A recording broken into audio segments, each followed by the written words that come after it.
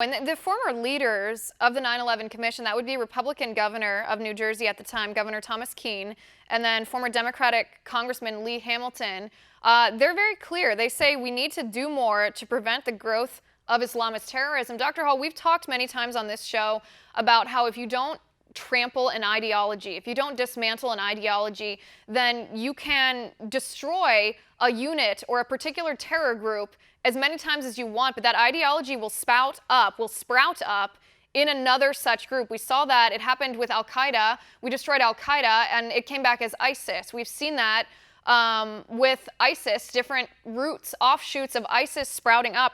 What do we need to do to prevent this? In the years since 9/11, we have had, in 2017, I should say, there were over 10,000 terror attacks around the world. That's 5 times more in the space of 1 year than we saw at 9/11. It's not stopping.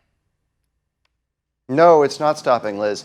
In fact, the year of 2001, which contained the 9/11 attacks, had a total of somewhere between 6,000 and 10,000 lives lost to terror strikes worldwide.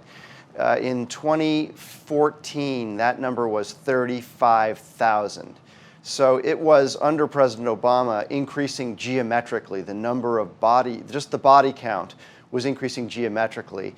I believe that spike is now receding because we now have a president who is explicitly calling out radical Islamic terrorism, and I think that he is confronting the global jihad movement in a way that President Obama did not. I think that that's great.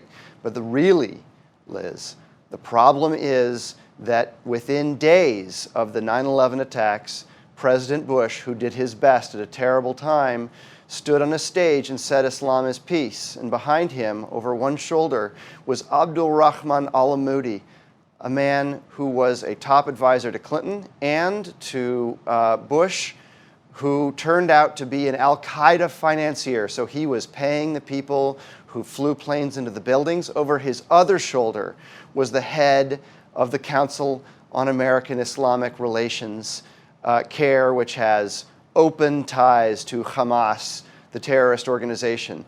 The truth is, Islam does not mean peace. It means submission. It means submission to Allah, to Sharia law.